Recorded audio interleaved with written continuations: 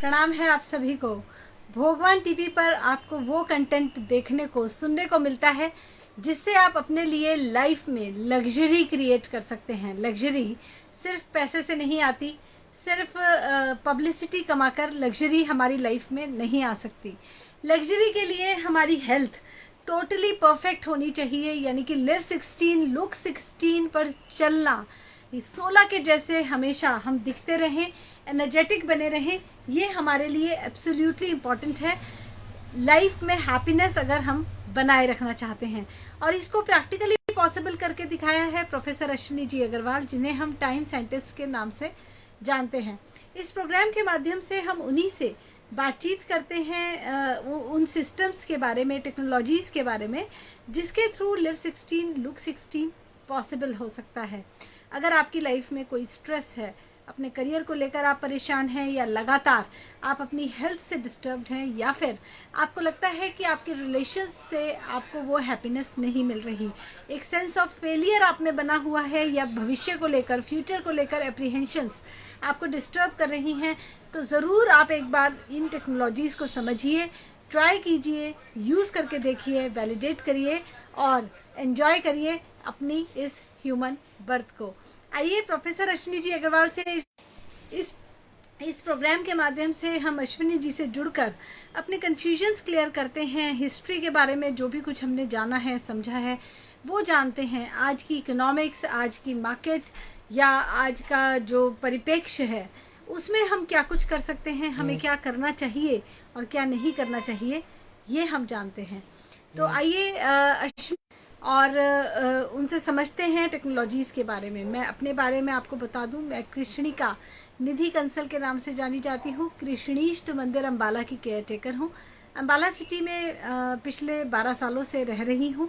वैसे मैं उत्तर प्रदेश के बैकग्राउंड से हूँ, मेरठ गाजियाबाद मेरा ओरिजिन है, और मैं एक कंप्यूटर इंजीनियर हूँ।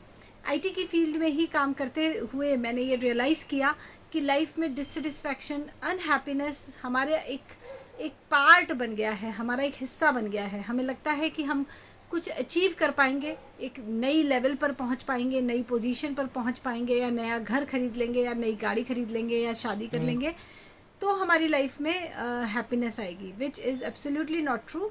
प्लीज़ लिंक अश्विनी जी को भेजिए अभी के लाइव का, जो अभी चल रहा है। अश्विनी जी हमारे इस लाइव को रीच नहीं कर पा रहे हैं, कनेक्ट नहीं कर पा रहे हैं। उनसे हम लगातार जुड़ने का प्रयास कर रहे हैं। तो जब मैंने ये समझा कि लाइफ में अनहैप्पीनेस, डिससेटिस्फैक्शन एक पार्ट बन जाता है हमारा, तो मैंने इसके सॉल्यूशंस ढूंढने शुरू किए। बहुत से सिस्टम्स को मैंने समझा, स्टडी किया, हेल्थ प्रॉब्लम्स को लेकर या सोशल प्रॉब्लम्स को लेकर, क्योंकि मैं खुद सोशल एक्टिविटीज़ से कनेक्टेड रही हूँ बहुत ही कम एज से, 16-17 के एज से ही मैं एक सोशल ऑर्गेनाइजेशन से जुड़ी, और 20-21 की एज से मैं वहाँ प्रीचर के तौर पर काम करने लगी। 25 की एज में मेरी एजुकेशन पूरी हुई और मेरी शादी हुई। Then I became a mother. तो जो कन्वेंशनल लिविंग में, ट्रेडिशनल लिविंग में जो स्टेप्स चलते हैं, वो सब मैंने फॉलो किए, और उनको फॉलो करने के बाद मुझे ये समझ आया कि सब कुछ करके भी हैप्पीनेस नहीं है। And it's not just me, it's almost everybody around. जो भी मेरे आसपास लोग हैं, they are facing some kind of emptiness, एक खालीपन जीवन में महसूस कर रहे हैं। इसका क्या सॉल्यूशन है, इसके बारे में मैंने जब ढूंढना शुरू किया, और अश्विनी जी से मैंने समय पर काम कर रहे थे, समय चक्र के फादर अश्विनी जी कहते हैं, और उन्होंने मुझे बताया उन टेक्नोलॉजीज के बारे में जिनके माध्यम से अब हम सभी तरह के स्ट्रेस या प्रॉब्लम से बाहर आ सकते हैं। अश्विनी जी, आपका अब प्रणाम है और बहुत बहुत स्वागत है आज के इस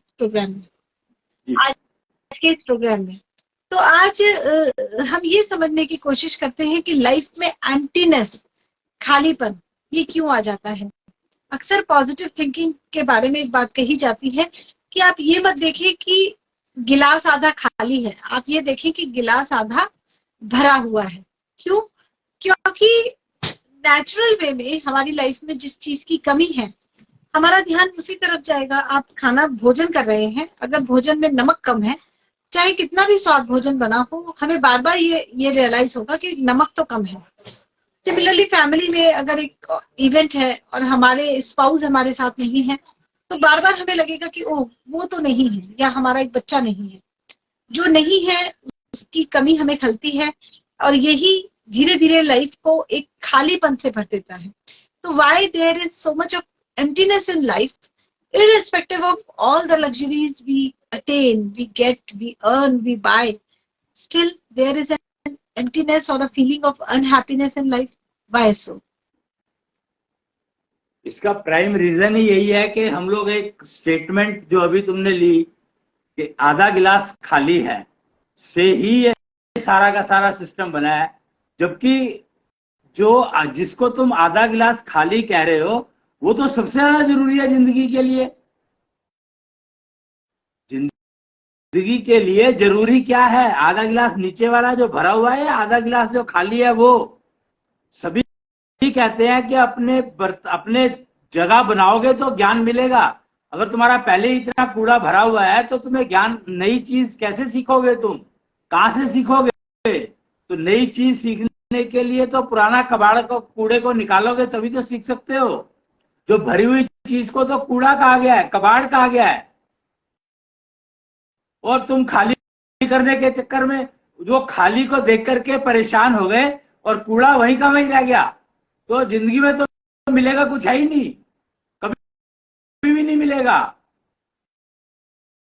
तो इस स्टेटमेंट से बाहर निकलो, इंपॉर्टेंस समझना सीखो। टाइम और समय, ये दो चीजें समझने की जरूरत है। Time of science, sorry science of time. यहां पर साइंस ऑफ टाइम को समझना होगा कि टाइम, साइंस ऑफ टाइम क्या कहती है। साइंस ऑफ टाइम जैसा इंपॉर्टेंट सब्जेक्ट अगर तुम्हारी जिंदगी में नहीं आया, या तुमने नहीं सीखा, या तुमने नहीं पास किया, तो समझो तुम्हारी जिंदगी,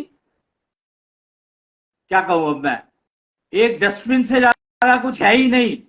वो भी आधा भरा हुआ डस्टबिन और या पूरा भरा हुआ डस्टबिन, ये सबका इंडिविजुअल है अपना अपना। पर एक वो कहते हैं ना कि अरे अपना कुछ खाली करोगे तो तभी तो तुम नया सीख पाओगे, नई चीज लाओगे, पुरानी चीज हटाओगे तभी तो नई चीज ला पाओगे। नहीं तो कहां रखोगे उसको? जगह ही नहीं है तुम्हारे पास। तो इसीलिए टेक्नोलॉजी इतनी जल्दी जल्दी ऑब्सोलीट हो रही है, क्योंकि हमें साइंस ऑफ टाइम का पता ही नहीं है कुछ भी। सबसे important subject of living is science of time. जब तक ये नहीं समझ में आएगा, जब तक कुछ नहीं कर सकते, सब कुछ बेकार है। जी, आधा ग्लास भरा है, आधा ग्लास खाली है। हमें ये सिखाया जाता है कि आधा ग्लास खाली मत देखो, आधा ग्लास भरा देखो, तुम्हारे पास क्या है ये समझो। अब ये साइंस ऑफ टाइम और ये आधा ग्लास भरा या खाली, इनके बीच में कनेक्शन क्या है? अरे एक बात समझो ना, कि एक बात, ये मोटी मोटी बात समझो कि घर में कोई चीज पड़ी है और नई चीज लानी है तुम्हें, a little advanced version of the same thing. So what will you do? Will you dispose of the old one and then bring the new one, or you will bring the new one and paste it there? क्या करोगे? Dispose of the old one, then we get the new one. That's it. That's the key. आधा गिलास भरा या आधा गिलास खाली है, इस चक्कर में उलझ गए। ये नहीं देखा कि आधा गिलास भरे में है क्या और आधा गिलास खाली में है क्या। ये तो समझने की कोशिश ही नहीं करी कभी। पता लगा जो आधा गिलास भरा हुआ था वो पॉइजन था। तो जब तक तुम साइंस ऑफ टाइम को नहीं समझोगे, तब तक ये समस्याएं बनी ही रहेंगी, क्योंकि ये समस्याएं मैन मेड है। they are made to keep self busy in doing nothing worthwhile, nothing worthwhile। करते तो सभी है सब कुछ, वो आधा गिलास को खाली करने के चक्कर में लगे रहते हैं। मतलब इमेजिन कि हम उस आधा गिलास को खाली करने के चक्कर में लगे रहते हैं, वो खाली होता ही नहीं कभी। खाली नाम की चीज होती क्या है? खाली नाम की चीज तो कुछ होता ही नहीं है। क्या होता है खाली? खाली किसको कहते हो तुम?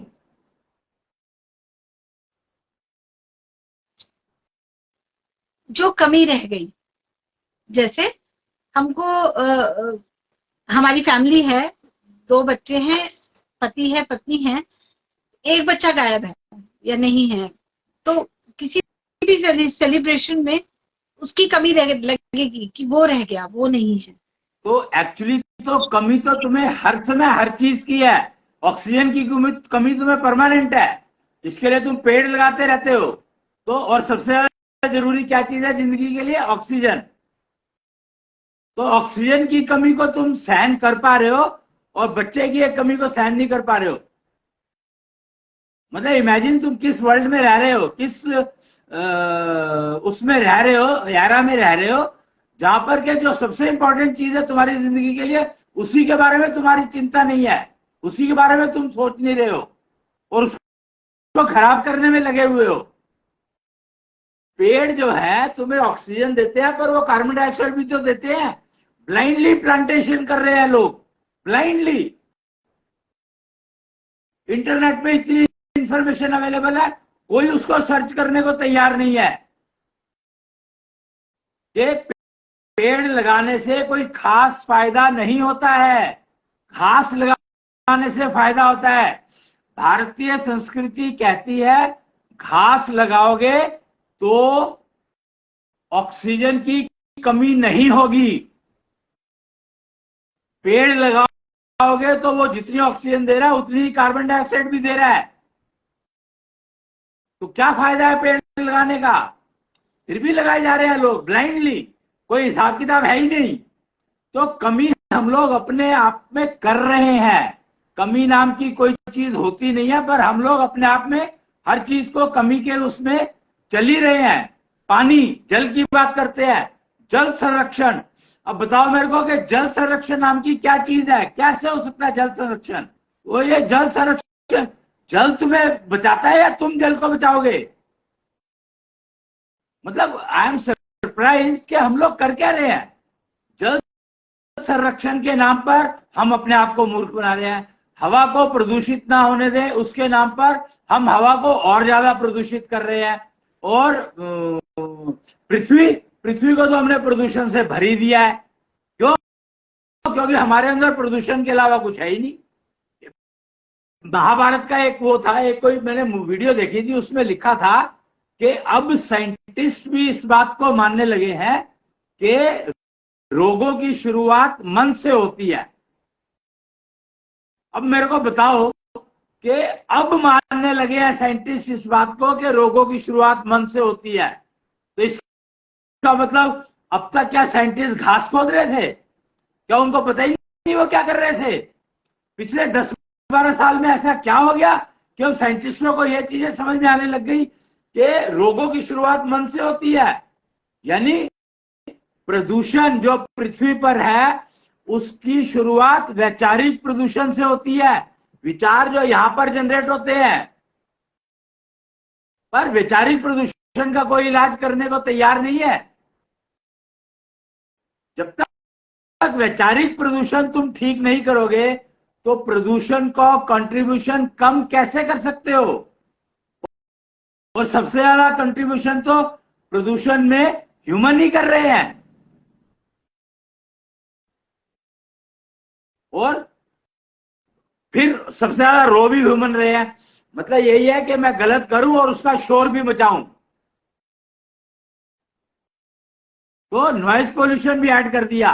एक पोल्यूशन तो ऐड किया ही था, फिर उसके बाद नॉइज पोल्यूशन और ऐड करना शुरू कर दिया कि गलत कर रहा हूं और गलत को कोई समझ ना ले कि मैंने गलत किया है, तो 10 लोग खड़े करके सबसे शोर मचा दिया, तो लोगों को लगे कि सारे मिलकर के खराब कर रहे हैं, एक ने खराब नहीं किया। जबकि खराब एक ने ही किया था, शुरुआत एक ने ही की थी। जब तक हम ये चीजें, जब तक हम साइंस ऑफ टाइम को नहीं समझेंगे, जब तक हम इस सब्जेक्ट को वाइड स्प्रेड, वाइडली यूजेबल समझने के लायक नहीं बनेगा, समझना नहीं शुरू करेंगे, इसको टॉपिक ऑफ डिस्कशन नहीं बनाएंगे, तब तक हम प्रदूषण के कारण रोगी काया में ही जीवित जीना मजबूरी रहेगा हमारा। हम बीमार ही रहेंगे। हमारे पास हमेशा ही आधा गिलास खाली और आधा गिलास भरा हुआ रहेगा हमेशा, क्योंकि हमें पहचान ही नहीं है कि खाली कौन सा पोर्शन है और भरा हुआ कौन सा पोर्शन है। भरा हुआ किसको कहते हैं, खाली किसको कहते हैं, और कौन सा इंपॉर्टेंट है, खाली वाला पोर्शन इंपॉर्टेंट है या भरा हुआ पोर्शन इंपॉर्टेंट है। जब तक ये चीजें नहीं समझ में आएंगी तब तक हम लोग ऐसे ही व्यर्थ में अपने मनुष्य जीवन को बर्बाद करते रहेंगे। So science of time should be the first topic, first subject in life. जी, साइंस ऑफ टाइम का मतलब क्या है कि हम नेचर को समझें, हम अपने आप को समझें, हम अपनी इकोलॉजी को समझें, अपनी नीड्स को समझें। साइंस ऑफ टाइम में हम ऐसा क्या है कि इससे हम साइंस ऑफ टाइम का प्रिसाइजली जो एक्सप्लेनेशन है दैट इज होलिस्टिक। हम लोग एक शब्द यूज करते हैं होलिस्टिक। तो होलिस्टिक अप्रोच अगर समझनी है तो आपको साइंस ऑफ टाइम के अलावा और कोई समझा नहीं सकता। मैं नॉर्मली एग्जांपल लेता हूं चंद्रयान 3 का। इसके अंदर कि चंद्रयान 3 ने जो काम किया है वो किया है होलिस्टिक अप्रोच पर। उन्होंने टाइम को नहीं इंपॉर्टेंट समझा, उन्होंने सारे के सारे सिस्टम को इंपॉर्टेंट समझ करके फिर डिसाइड किया कि मुझे क्या करना चाहिए, what should be the next step. Time कम लगे ज्यादा लगे इज इमटेरियल, मेरे को कोई फर्क नहीं पड़ता टाइम कम लगे या ज्यादा लगे, पर मैं काम तसल्ली से करूंगा। तो तसल्ली से काम करना ही होलिस्टिक अप्रोच कहलाती है। और होलिस्टिक अप्रोच करोगे तभी आप जीवन में निरोगी काया प्राप्त कर सकते हो। काया का मतलब शरीर नहीं है, काया का मतलब जीवित प्राणी है। और होलिस्टिक अप्रोच में ही आप अपने आप को जीवित प्राणी कहोगे, नहीं तो आप निरोगी काया के पीछे भागते रहोगे और मन आपका प्रदूषित रहेगा। और मन आपका प्रदूषित रहेगा तो आपकी काया निरोगी दिखते हुए भी निरोगी रह नहीं सकती। क्योंकि साइंटिस्ट भी अब इस बात को मानने लगे हैं कि रोगों की शुरुआत मन से होती है, विचारों से होती है। तो होलिस्टिक अप्रोच को समझने के लिए, होलिस्टिक अप्रोच यूज करने के लिए, अपनाने के लिए आपको साइंस ऑफ टाइम समझना ही होगा, एडॉप्ट करना ही होगा, कोई चॉइस नहीं है। जी,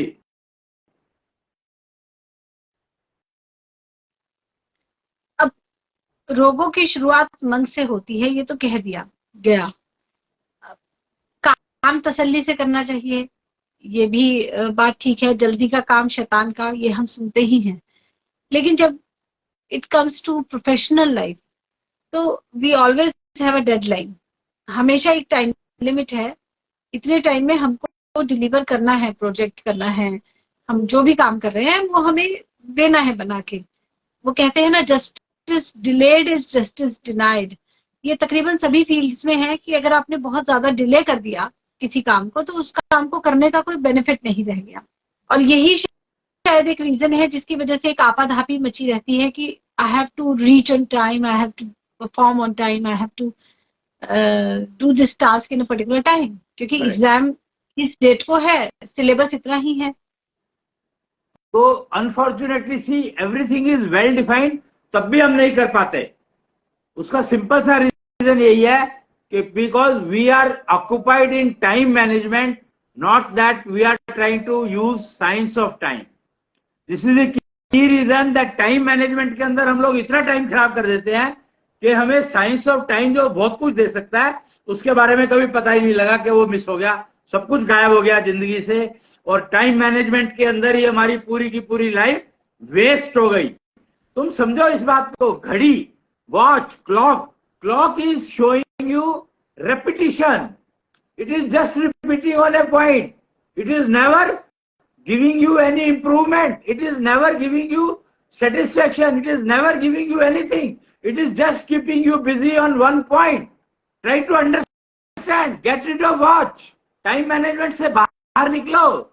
जब तक तुम घड़ी की तरह घूमते रहोगे तो तुम्हें जिंदगी में कुछ नहीं मिलेगा. तरक्की नाम की चीज हो ही नहीं सकती. जिसको तुम तरक्की कहते हो, तरक्की का मतलब क्या है? Moving forward. मूविंग फॉरवर्ड का मतलब घड़ी तो तुम्हें कभी मूविंग फॉरवर्ड सिखा ही नहीं सकती. Never ever. Because it is rotating on one point and it has a fixed radius. It cannot increase.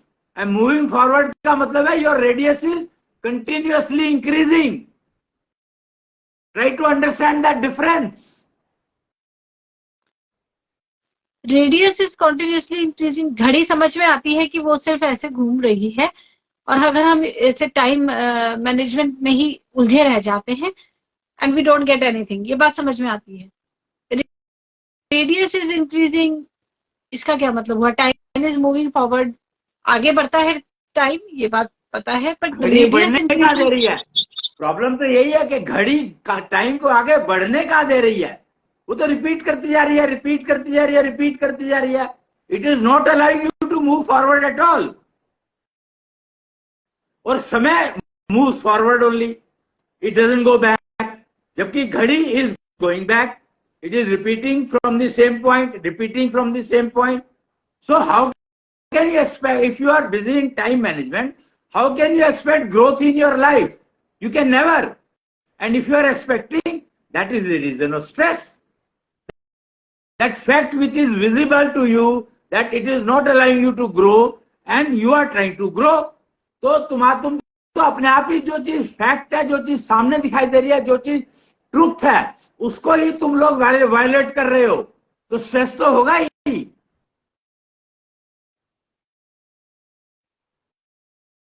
Ji.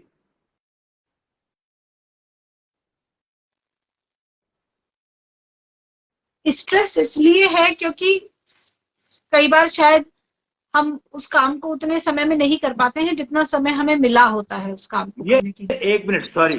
Again when we are talking about projects, तो हमेशा प्रोजेक्ट का जो टाइम है, जो प्रोजेक्ट डिलीवर करने वाला है वो ही डिफाइन करता है. जो ऑर्डर दे रहा है, जिसको प्रोजेक्ट बनवाना है, वो डिफाइन करेगा ना कि मुझे कब चाहिए. नहीं, वो लोग जो अगर सारे मना कर देंगे तो क्या करोगे तुम? प्रोजेक्ट करने के लिए, पैदा होने के लिए, बच्चा पैदा 9 महीने में होता है. इस बात को क्यों भूल जाते हो? ये फैक्ट है. मुझे शूज बनवाने हैं, मेरे को जूते चाहिए, मुझे 4 दिन बाद एक पार्टी में पहनने के लिए जूते चाहिए. मैंने किसी मोची से कहा, कॉबलर से कहा कि आप मेरे लिए शूज बना दें. उसने कहा मैं 8 दिन बाद बना के दूंगा. मैं कहूंगी मुझे नहीं चाहिए, आप मत दीजिए. नेचुरली. तो that is precisely what I am trying to say. Buyer is a beggar. Buyer can not define कि मुझे इतने टाइम में चाहिए. उसकी मजबूरी है कि उसको अगर चाहिए तो जो सेलर कह रहा है वो करना ही पड़ेगा. कोई चॉइस नहीं है. This is precisely what I am trying to explain. जूते किसको नहीं मिले? Who is a loser? Tell me. अब मैं किसी और के पास गई, उसने कहा हाँ मैं 4 दिन में बना के दे दूंगा, मैं उससे ले आऊंगी. बात तो एक ही हो गई ना. मार्केट में सिर्फ एक कॉबलर नहीं बैठा है. मार्केट में सिर्फ एक सेलर नहीं बैठा है. That's what I'm trying to say. That is what I'm trying to say. That तुम्हें अगर जूते चाहिए थे तो तुम दूसरे के पास गए, तो टाइम तो फिर भी उसी ने डिफाइन किया. उसने सिर्फ ये किया कि जी अश्विनी जी, मार्केट में सिर्फ एक सेलर नहीं होता, बहुत सारे सेलर्स होते हैं. एक मना करता है, दूसरा हाँ करता है कि ठीक है जी मैं कर दूंगा, और तो वो कर भी एक ही हो गई ना. देखो बात एक ही हो गई ना. फर्क क्या पड़ा? मैं तो ये कह रहा हूं कि you buyer is always dependent on the seller. That's what I am trying to say. I am not saying that के बायर को तो मिल ही गया. I am trying to tell you that, convey you that seller ने बना लिए products और कोई खरीदने वाला नहीं है, वो क्या करेगा उन प्रोडक्ट्स का? Seller is the better. तो that is what I am saying कि वो प्रोडक्ट बनाएगा ही क्यों जिसकी मार्केट में रिक्वायरमेंट नहीं है. तुम गए उसके बाद लेने के लिए, तब उसने बना करके दिया प्रोजेक्ट। अगर तुम फैक्ट्री है, उसमें फैक्ट्री में डिटर्जेंट पाउडर बन रहे हैं। अब उनकी एक फैक्ट्री की कैपेसिटी है कि वो एक दिन में 1000 पैकेट्स बना देते हैं, तो एक महीने में 30,000 पैकेट्स बन गए। अब वो नहीं बिके तो अगले महीने के 30,000 पैकेट्स का क्या होगा? तो उसने ऐसी फैक्ट्री लगाई क्यों जिसमें एक ही महीने की रिक्वायरमेंट थी? तो एक महीने के हिसाब से फैक्ट्री लगाता ना, दूसरे महीने के हिसाब से लगाई क्यों? यही प्रॉब्लम है कि हम लोगों ने ओवर कैपेसिटी के वो आधा गिलास, ये सारी प्रॉब्लम आई है आधा गिलास और आधा गिलास भरा हुआ और खाली होने की वजह से। We try to fill the entire glass with the pollution and then we started using that and started falling sick. हमारे बीमार होने का कारण एकमात्र यही है कि हमने उस आधे गिलास को ऐसे चीज से भर दिया कि भरा हुआ होना चाहिए, ये तो ऐसी चीज से भर दिया जो पोल्यूशन के अलावा कुछ था ही नहीं। तो इसलिए समझो बात को मैं क्या कह रहा हूं, it is always a seller who decides. अगर सेलर ने मान लो तुम्हें 4 दिन में जूते बना करके दे दिए और एक दिन में यूज करके नेक्स्ट डे टूट गए, तो क्या कहोगे तुम उसको? नेचुरली हम उससे रिफंड मांगेंगे कि हमारे पैसे वापस करो, तुमने क्या चीज बना के दी। झगड़े का सिस्टम हो गया कि नहीं? लड़ाई का सिस्टम तुमने बिल्ट इन कर दिया कि नहीं कर दिया? तो फिर तुमने क्या कमाया? तुमने 8 दिन का काम 4 दिन में करवा लिया, तो उस 4 दिन वाले ने परफॉर्मेंस दे दी तुम्हें एक दिन की, तुम्हें तो एक ही दिन के लिए तो चाहिए थे। तो सेलर यही कहेगा जी आपने जो काम 8 दिन का था वो 4 दिन में आप कह रहे हो चाहिए मेरे को, तो मैंने टेम्परेरी बना करके दे दिया आपको। यानी कि कस्टमर तो कष्ट में मरने के लिए ही है। एग्जैक्टली। अगर ये बात समझ लेगा तो उसको आधा गिलास खाली और भरा हुआ दिखाई देना बंद हो जाएगा। वो समझने लगेगा कि हाँ जो सप्लायर कह रहा है ठीक है, मैं 10 सप्लायर से कॉन्ट्रैक्ट कर लेता हूं और एवरेज देखता हूं कि क्या टाइम लगेगा, और मैं खुद एस्टिमेट करता हूं कि मेरे को कितना टाइम अफोर्ड कर सकता हूं। अगर मैच करता है तो मैं काम कराऊंगा, नहीं तो मुझे वो काम छोड़ देना चाहिए, क्योंकि इसका मतलब है कि मैं कहीं ना कहीं कॉम्प्रोमाइज करूंगा क्वालिटी से। ट्राई टू अंडरस्टैंड कि अगर बायर जो है क्वालिटी से कॉम्प्रोमाइज करने को तैयार है तो डूबे ही डूबेगा, प्रॉब्लम है ही नहीं कुछ भी। यू आर बाइंग दी कस्ट ओनली। तो यहां पर you agree to buy a shoe where quality is compromised in 4 days. So try to understand कि how quality is compromised.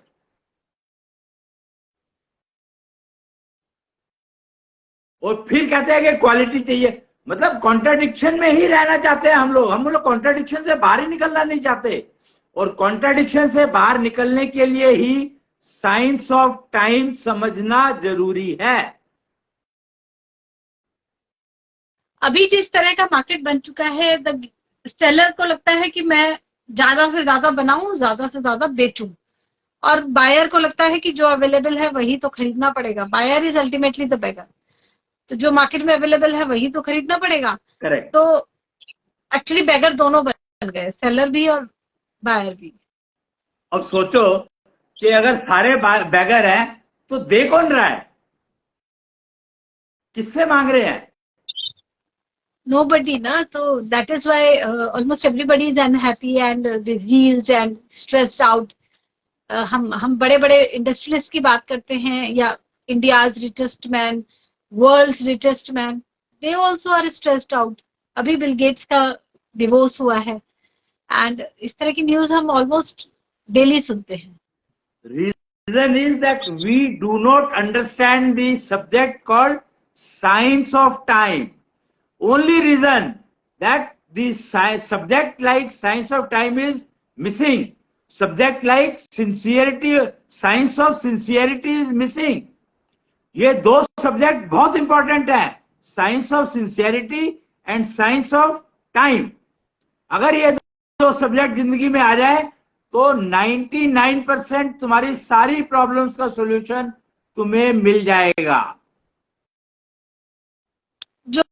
मैं समझ पा रही हूँ Ashwini ji, science of time का तो मतलब ये है कि अगर एक एक पौधे को, एक बीज को पौधा बनने में 1 महीने का समय लगता है, तो वो 1 महीने का ही समय लगेगा, या नहीं नहीं नहीं नहीं नहीं, अगेन यू आर रॉन्ग।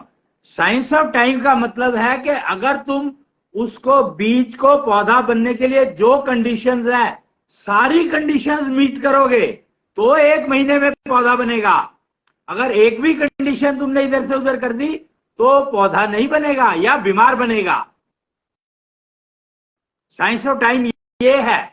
और साइंस ऑफ सिंसियरिटी क्या है कि तुम्हें जो जो चीजें चाहिए थी उसको बीज से पौधा बनने के लिए, वो तुम सिंसियरली करते चले गए, टाइम से करते चले गए। ये नहीं कि फर्टिलाइजर आज डालना था, आज नहीं डाला, कल डालूंगा, नहीं चलेगा। इसमें दोनों चीजों का ध्यान रखना है कि क्या क्या कंडीशंस पूरी होनी चाहिए और क्या नहीं होना चाहिए, बिकॉज बहुत तेज हवा है, बहुत ज्यादा धूप है एक्सेसिव, तो भी हमारी सारी मेहनत पे पानी फिर जाएगा। Right. So that is, these are the two sciences, science of sincerity, science of time. ये दो subject are the most important subject for each and every person. Ketu Vigyan training institute is meant for this purpose. They are training on both the subjects.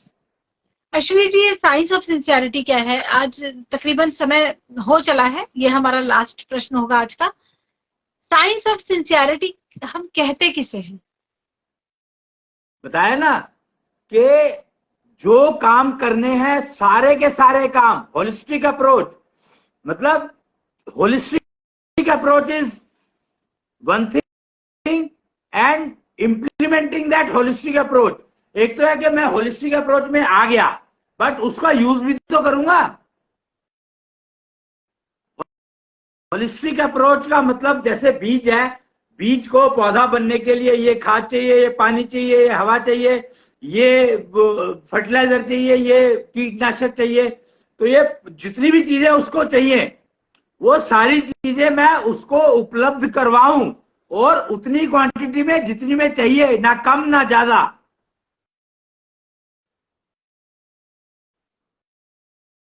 Quantity is also very important, quality is very important. And holistic का मतलब यह है कि everything is important, not only timeline, everything is important. Skills are important, then knowledge is important, then your timing is important, then your buying capability is important. That is whatever you need, you are able to purchase. Your buying capacity should be there, capability should be there. So all the parameters which are required for one act, you have to fulfill all of them. मतलब कि हमें किस किस चीज की need है, मतलब define करना कि ये सब जरूरत रहेगी, हमें ये ध्यान रखना है। ये तो हो गया साइंस ऑफ सिंसियरिटी। और इसको करना उस टाइम पे, 2 महीने बाद हमें ये करना है, 1 दिन बाद हमें ये करना है। जैसे 9 मंथ्स प्रेगनेंसी पीरियड होता है, तो इसमें डिफाइंड होता है कि 4th मंथ में you should take this medicine, और 3rd मंथ में you should have this kind of diet, this kind of exercises needed. तो सब करना साइंस ऑफ टाइम, एंड वो सब पता होना is science of sincerity. Yeah, that's true. पता होना और करना, पता होना और करना is sincerity, and science of time is that तुम जो वो समझ रहे हो कि हर चीज पता होना और करना और उसको अरेंज करना। एक तो हो गया कि काम करना है, पर काम करने के लिए जो चीजें चाहिए वो भी तो, इनपुट्स भी तो अरेंज करोगे।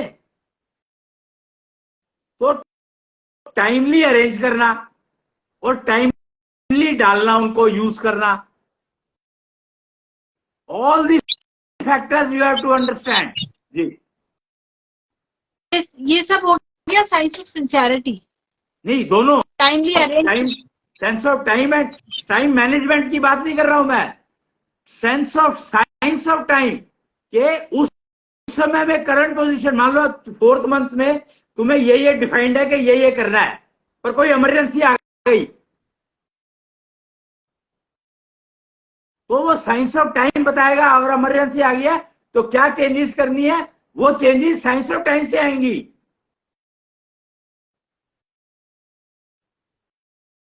Current situation, science of time से करंट सिचुएशन की डिमांड क्या है, और साइंस ऑफ सिंसियरिटी से कि जो तुम्हें पता है वो तो करके रखो। And provision for emergency you should keep, because emergency is not known that what kind of emergency can come.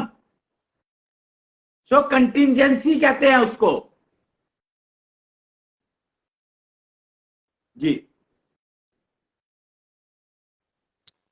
तो अगर हमें श्योर सक्सेस चाहिए तो science of time and science of sincerity are the only 2 subjects जो कि Ketu Vigyan training centre में अब available हैं, इनके कोर्सेज, जिनको सीखकर हम ये जो एम्प्टीनेस की फीलिंग है इसको खत्म कर सकते हैं, एलिमिनेट कर सकते हैं। क्योंकि I have seen professionals with a sense of emptiness. मैंने देखा है लोग बहुत सफल होने के बाद भी एक खालीपन से भरे रहते हैं। वो इसलिए these 2 subjects are missing from each person's life. जो भी हैप्पीनेस को खोज रहा है, ढूंढ रहा है, तो इसका मतलब 2 सब्जेक्ट उसको चाहिए। Happiness without these 2 subjects can never come, satisfaction without these 2 subjects can never come. जी। Happiness and satisfaction, science of sincerity and science of time, ये दोनों ही केतु विज्ञान के पार्ट हैं और केतु विज्ञान ट्रेनिंग सेंटर में इनके कोर्सेस हमारे लिए अवेलेबल हैं। टाइम साइंटिस्ट अश्विनी जी, आपका आज के इस सेशन के लिए बहुत बहुत धन्यवाद है। अब हम बहुत जल्दी डिजिटल लिविंग पे एक इंटरैक्टिव सेशन रख रहे हैं। मैं आपको इनवाइट करती हूँ उस सेशन में भी। डिजिटल लिविंग के जो एस्पिरेंट्स हैं उसमें ज्वाइन करके बातचीत करते हैं, समझने की कोशिश करते हैं कि डिजिटल लिविंग क्या है। आज के लिए इतना ही, धन्यवाद। जय कृष्ण। जय जय कृष्ण।